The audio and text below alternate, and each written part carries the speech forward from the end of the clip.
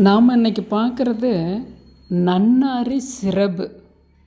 இந்த நன்னாரி வேரில் நம்ம இந்த சிரப்பை ரெடி பண்ணி வச்சுக்கிட்டோம்னா, இதோட ஒரு எலுமிச்சம்பழம், கொஞ்சம் ஐஸ் கட்டி கலந்து நாம் சர்பத்தா இதை குடிச்சு வரலாம். இதனால நன்மைகள்னு பார்த்தா, இந்த சம்மர் காலங்களில் உடல் குளிர்ச்சியை தரக்கூடிய அற்புதமானது இந்த நன்னாரி வேரில் செய்யக்கூடிய இந்த சர்பத்து.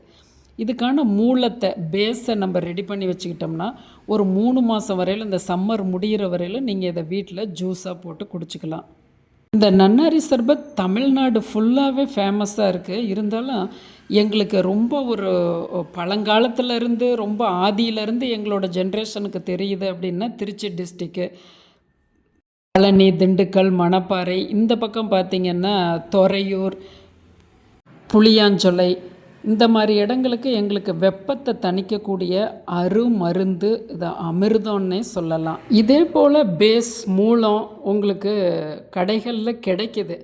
அது ஒரு பாட்டில் இது போல் சிரப்பாக வச்சுருப்பாங்க. அதை நம்ம வீட்டுக்கு கொண்டுட்டு அதை தேன் போல் கொஞ்சமாக ஊற்றி ஐஸ் கட்டி எலுமிச்சம்பழம் பிழிஞ்சு குடிக்கிறது.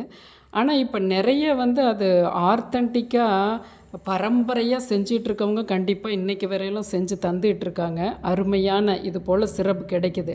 பல இடங்களில் இது டூப்ளிகேட்டாக கெமிக்கலை கலந்து இந்த ஒரு வாசம், நன்னாரி வாசம் வர்றது போலையும் இருக்கிறதால அது உடம்புக்கும் பெரிய கேடாக இருக்குது. நம்ம அதை பார்த்து வாங்கிறதில் நம்ம கொஞ்சம் தவறி போயிடுறோம். அதனால் கண்டிப்பாக நம்ம பாரம்பரிய இந்த நன்னாரி சிரப்பு நம்ம ஒவ்வொருவருமே சம்மர் காலங்களில், இனிமேல் வரக்கூடிய காலங்கள் ரொம்ப வெப்பம் உயர்வாகவே இருக்குது, இதை நீங்கள் குடிச்சு வந்தீங்கன்னா உங்களோட உடம்பு அப்படியே வயிறெல்லாம் குளிர்ச்சியாக இருக்கிறத உங்களால் உணர முடியும். அளவுகள் ரொம்ப சரியாக நான் கொடுத்துருக்கேன். ஒவ்வொருவருமே செய்து பாருங்கள். 100 கிராம் நன்னாரி வேர் எடுத்திருக்கேன். எங்கள் பக்கம் இப்படி குச்சி குச்சியே கிடைக்கும். ஒரு சில இடங்களில் நல்லா இது போல் மொத்தமாகவும் கிடைக்கும். எப்படி நம்மளோட ஊர்களில் கிடைக்குதோ எல்லாம் ஒரே பலன்கள் தான். நல்லா கழுவிக்கிறோம். நல்லா கழுவுறோம் மீன்ஸ் அந்த மேலே மண்ணாக இருக்கிறதெல்லாம் எந்த விதத்தில் கழுவணுமோ 4-5 தண்ணி போட்டு கழுவிட்டு, இந்த வேர் 1 2 உடையிறது போல் நீங்கள் இடிகல்லில், இது போல் தரையில், இல்லை அம்மியில் வச்சு அப்படியே 2 பக்கம் அழகாக அப்படி சக்கு சக்குன்னு தட்டுனீங்கன்னாலும் அந்த வேர் 2 உடைப்பட்டு அந்த எசன்ஸ் வெளியே வரணும். இது போல் தட்டி வச்சுக்கிறோம். கொஞ்சம் அந்த உள்ளே இருக்க அந்த வெள்ளை பகுதி, வேர் பகுதி எல்லாம் தெரிகிறது போல்.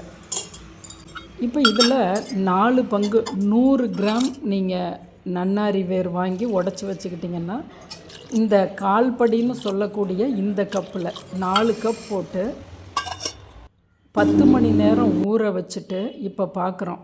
இந்த 4 கப் தண்ணி இருக்கான்னு காலையில் 10 மணி நேரம் கழித்து பார்க்குறோம். பச்சை தண்ணி தான் ஊற்றி வச்சுருக்கோம். பச்சை தண்ணியில் தான் 10 மணி நேரம் ஊறுது. இப்போயே வாசம் அருமையாக வருது. இதை அளந்து பார்க்குறோம். ஏன்னா இப்போ அதை கொதிக்க வைக்கணும். 4 பங்கு இதில் ஊற்றணும் இல்லையா? இப்போ எவ்வளோ இருக்குதுன்னு பார்க்குறோம். 2, 3 பங்கு ஃபுல்லாக இருக்குது. கொஞ்சம் அந்த வேர்கள் இழுத்துருக்கு. இதுக்கு தண்ணி போட்டு இப்போ 4 பங்கு தண்ணி. இதை நல்லா கொதிக்க விடுறோம். கொஞ்சம் பொங்கி வரும், குறைச்சி விடுறோம். இது போல் இதை 2 கப்பாக கொண்டு வரணும். 4 கப் தண்ணியை 2 கப்பாக கொண்டு வரணும்.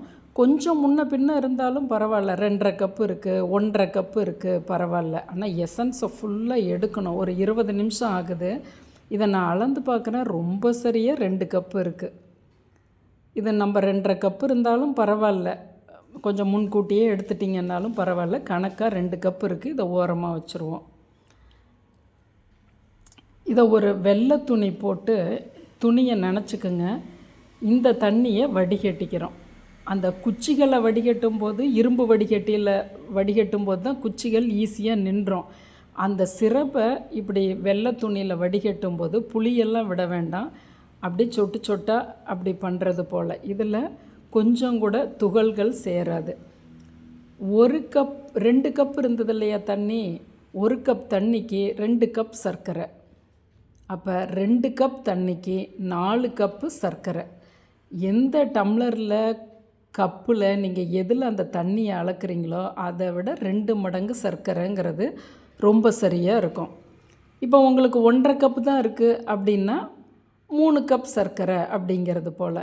இப்போ 1 கப் தண்ணி ஊற்றி பார்க்குறோம். சர்க்கரை முழுகிறதுங்கிறது இந்த ஜீராவுக்கு பதம். கொஞ்சம் பத்தில் ஒரு 1/4 பங்கு சர்க்கரை இது தண்ணி போட்டுக்கிறோம். ஏன்னா அப்போ தான் கொஞ்சம் பாகு நல்லா வரும், கொஞ்சம் தண்ணியும் இருக்கணும். இப்போ தான் அடுப்பை ஆன் பண்ணி இந்த சிரப்பை காய்ச்சுறோம். நல்லா அடி பிடிக்காமல் கலக்கி விடுறோம். இது 100க்கு 1 எலுமிச்சம்பழம் வேணும், சாறு பிழிஞ்சு வச்சுக்கலாம். இது நாள் கணக்கில் வச்சுருக்கிறதுனால கிறிஸ்டல் ஆகாமல் இருக்கிறதுக்கும் மெயினாக ப்ரிசர்வேட்டிவுக்கும் விதைகளை எடுத்துகிட்டு புழிஞ்சு வச்சுக்கிறோம். இது 1 கம்பி வருது பதம். பாருங்கள், ஸ்டிக்கியாக நிற்கிது. இதுதான் பதம். இப்போ நம்ம அந்த 2 கப்பு எக்ஸ்ட்ராக்ட் எடுத்து வச்சுருக்கோம் இல்லையா, அதை இதோடு கலக்கிறோம். இந்த சிரப்பும் அந்த சர்க்கரை பாகும் இந்த தண்ணியும் சேர்ந்து கலந்து 10 நிமிஷம் கொஞ்சம் ஒரு 20% ஃப்ளேமில் கொதிக்க விடுறோம். பதம் பார்த்திங்கன்னா கொஞ்சம் பொங்கி வரும், கொஞ்சம் குறைக்கிறது, அதுபோல் ஒரு 10 நிமிஷம் ஒன்று கலக்க விடணும். இதனுடைய பதம் இந்த அளவு இருந்ததுன்னா போதும். அதாவது 10 நிமிஷம்னு கணக்கு வச்சுக்கோங்களேன். இப்போ சுவிட்ச் ஆஃப் பண்ணிட்டோம். அந்த எலுமிச்சம்பழம், ஒரு எலுமிச்சம்பழத்துலேருந்து எடுத்தோம் இல்லையா, ஜூஸை கலந்துடுறோம். இதை 3 மணி நேரம் ஆற விடுறோம். நல்லா இப்போ பாருங்கள், பாகு போல் கெட்டிப்பட்டுரும். ஆறுனதும் தேன் போல் இருக்கணும். இந்த பாட்டில்லையோ இல்லை ஒரு சில்வர் சம்படத்துலையோ தண்ணி இல்லாமல் நல்லா வெயிலில் வச்சு எடுத்து இதை ஸ்டோர் பண்ணிக்கலாம். கொஞ்சம் வெளியே வச்சுக்கலாம், கொஞ்சம் ஃப்ரிட்ஜுள்ள ஸ்டோர் பண்ணிக்கிட்டிங்கன்னா இந்த 3 மாதத்தை அழகாக நீங்கள் கொண்டுட்டு போகலாம். தினமும் மதிய வேளையில் ஜூஸ் போட்டு குடிக்கலாம். இதை நான் 2 பகுதியாக பிரிச்சுக்கிறேன். ஒன்று ஃப்ரிட்ஜுக்குள்ளே வைக்கவும், ஒன்று வெளியில் வைக்கவும். ஏன்னா இந்த அளவுக்கு தான் எனக்கு கண்ணாடி பாட்டில் இருக்குது. அதனால் ஒரு சம்படத்துலையும் நம்ம நிரப்பிக்கும் போது பாருங்கள், இதனுடைய எக்ஸ்ட்ராக்ட் எவ்வளவு இருக்குதுன்னு பாருங்கள். 100 கிராம் நன்னாரி வேருக்கு நம்ம அந்த சர்க்கரை 4 பங்கு போட்டிருக்கோம். அடுத்தது சர்பத்து எப்படி கலக்கிறதுன்னு பார்ப்போம். இப்போ நாம் இதிலேருந்து ஒரு 2 டேபிள் ஸ்பூன் எடுத்துக்கிறோம். இந்த 2 டேபிள் ஸ்பூன் பெரிய ஸ்பூனில் 300 மில்லி சர்பத்துக்கான அளவுகள். ஐஸ் க்யூப்ஸை போட்டுக்கிட்டோன்னா நமக்காக ஐஸ் வாட்டர் தேவையில்ல, ஒரு 4 ஐஸ் க்யூப்ஸ் போட்டுக்கிறோம். எலுமிச்சம்பழம் ஒரு 20லேருந்து 20 சொட்டு பிழிஞ்சு விட்டுக்கிறோம் 300 மில்லி சர்பத்துக்கு. இன்னமும் இது கூலிங் நல்லா இன்னும் அதிகமாக சேர்கிறதுக்கு சப்ஜா விதைகள் இப்போ 300 மில்லி தண்ணியை கலந்துக்கிறோம். சப்ஜா விதைங்கிறது ஒரு கடுகு போல் சிறு சிறு விதைகளாக இருக்கும். அது தண்ணி பட்ட உடனே பல்ஜாகி நொங்கு போல் வந்துடும். ஒரு 1/4 டீஸ்பூன் மட்டும் அந்த வடிதட்டு, டீ வடிதட்டில் கொஞ்சமாக போட்டு ரன்னிங் வாட்டரில் அப்படி கொஞ்சம் தண்ணி, ஒரு 1/4 டம்ளர் தண்ணி ஊற்றுனீங்கன்னா நல்லா உப்பி வந்துடும். அதை நம்ம இந்த சர்பத்தில் போட்டுடுறோம். செகண்டில் அது நொங்கு போல் வந்துடும். இன்னும் ஒரு ஐஸ் க்யூப் போட்டுக்கிறேன். அவ்வளவுதான். இதை கலக்கி அப்படியே குடிச்சு பாருங்கள். இதை ஒரிஜினல் நிறம் இது போல் தான் இருக்கும். ஆதிகாலத்தில் பனங்கருப்பட்டி நாட்டு சர்க்கரை சேர்த்து இதை செய்து வந்தாங்க.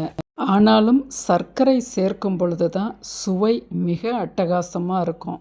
இதை தவிர்க்கணும் அப்படிங்கிறவங்க யாருன்னா, ரொம்ப ஒரு சளி பிரச்சனை இருக்கவங்களுக்கு கூட இது ஒத்துக்கும். தோல் வியாதிகள், ஸ்கின் டிசீஸ் இருக்கிறவங்க உங்களுக்கு சேருதான்னு ஒரு முறை பார்த்துக்கலாம். மற்ற 99% நபர்களுக்கு இது ஆரோக்கியமான பானம். நம் சேனலை சப்ஸ்கிரைப் பண்ணுங்கள், ஷேர் பண்ணுங்கள்.